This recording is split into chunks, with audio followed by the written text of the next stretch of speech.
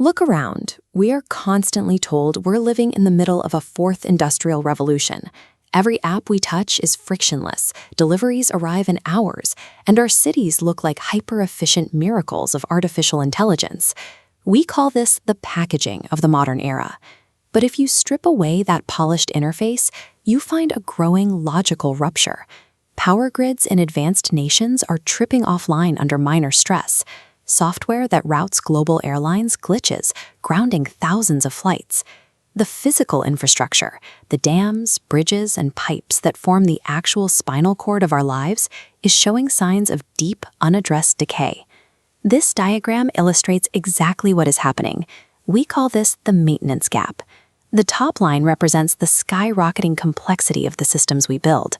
The bottom line, flatlining underneath it, is our actual physical capacity to keep those systems running.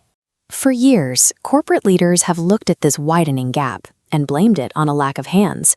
They tell us it's a labor shortage or a sudden lack of interest in blue-collar work. They are looking at the wrong signal. The decay isn't happening because we lack the manpower. It is happening because we are actively deactivating our best minds. The physical world is fraying by design. The corporate grid has realized that it is far easier to buy the compliance of the people who know how to fix these systems than it is to actually fix them. To understand how this works, we have to look at the traditional role of the technical expert. Whether they are a structural engineer or a lead developer, an expert in a healthy system operates with sovereign agency. They have a primary duty to the truth of their craft. If a design is flawed or a deadline threatens the integrity of the work, they push back. They say no. That simple refusal is civilization's ultimate safety valve, stopping clumsy logic before it results in a physical catastrophe. Today, the corporate grid has found a highly effective way to bypass that safety valve.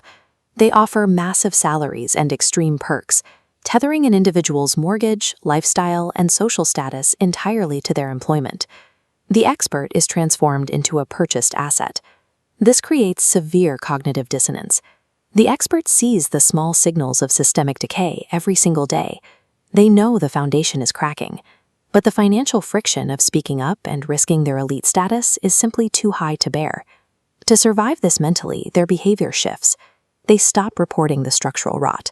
Instead, they pivot to perception management, using thick corporate jargon to keep the board of directors comfortable, while the real, necessary work of maintenance is completely ignored. Immense corporate wealth has essentially engineered our current physical failure. By systematically stripping independent protectors of their agency, we've turned our most capable minds into compliant, proprietary components. The immediate physical result of all this compliance is what we call the somehow design. When executives demand an impossible launch date, the expert, who no longer has no in their vocabulary, takes the shortcut to ensure the product somehow works on launch day. Take a look at this blueprint. We see solid, load-bearing pillars being erased and replaced by thin, chaotic scaffolding. This is exactly how these systems are built in reality. They rely on bypasses, temporary patches, and technical debt to create a brittle facade of functionality. There is no true structural integrity here. Every single time a somehow design is deployed, it adds a massive amount of accumulated decay, what we call entropy debt, to the world. As that weight builds up, the inevitable collapse of the system drastically accelerates. But there is a secondary, much longer-lasting tragedy playing out. In a healthy system, masters teach juniors. But today, executives view a purchased asset's billable hours as far too expensive to waste on teaching. Knowledge transfer is dead.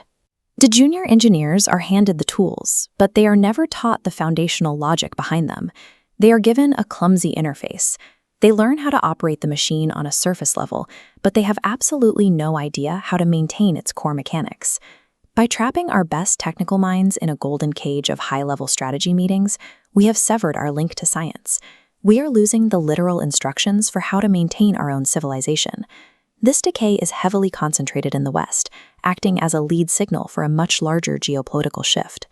We see this heavily in Silicon Valley, where top-tier engineers are placed on rest-invest programs, paid massive sums to sit idle.